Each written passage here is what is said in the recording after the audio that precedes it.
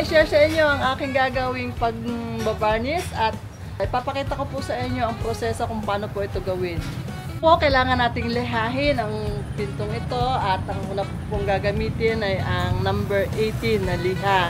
Sige po, umpisahan na po natin at ako po'y magliliha na para po.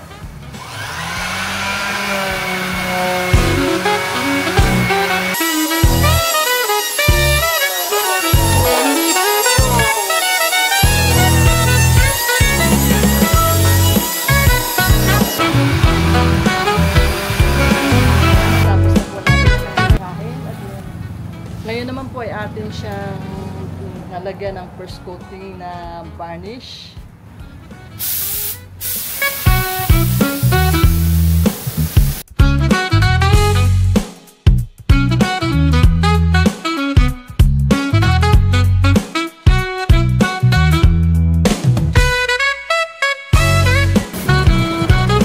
Bago po natin siya lihahin muli, kailangan muna po natin siyang katuyuin. Then po natin siya na matuyo. Yan, okay na po.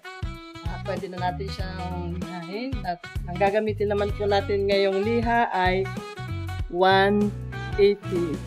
Sige po.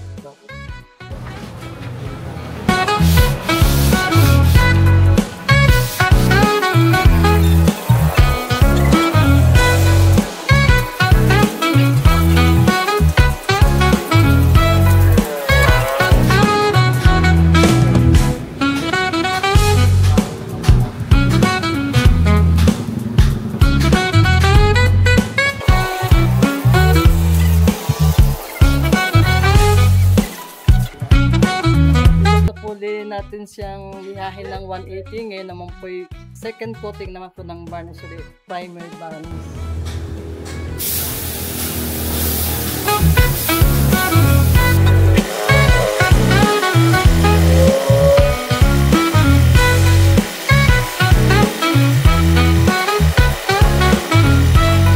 Yun na po siya. Ngayon naman po, bago natin siya itapot, kailangan po natin siyang lihahin para tiyak na malinis, makinis.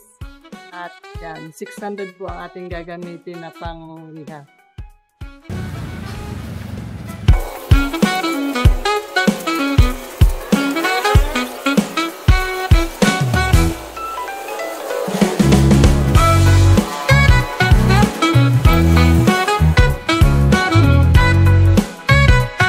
Tatapot na po natin.